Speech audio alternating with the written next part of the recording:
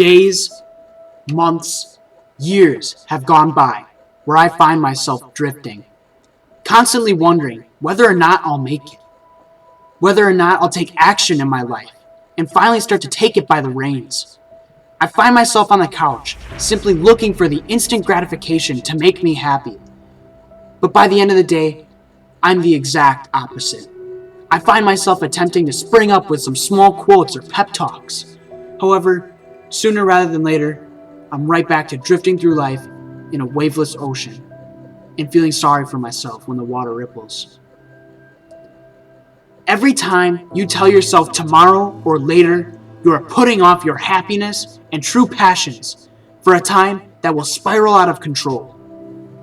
Let me ask you a real question, and I need you to think about this for a moment. Are you weak?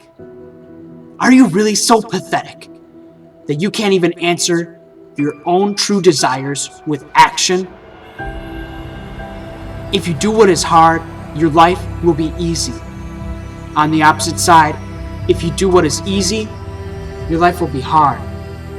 Your life will be very hard. Yes, we all procrastinate, and that's okay to take breaks sometimes. But it is no excuse for a lazy lifestyle.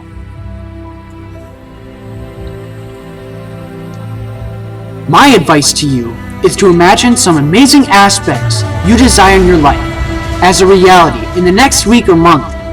Now capture this image and remember it. Feel the passion burning within you with the ambition to pursue it. If that dream doesn't scare you, it's not big enough. I don't care where you are right now, in the darkest ravine or the highest cloud in your life. You can make it. Don't allow your passions to wither away any longer. It's time for you to get off the damn couch. It's time to stop drifting in the endless ocean of life and build yourself a boat so you'll be ready for any great wave to come your way. Do what is hard, not what is easy.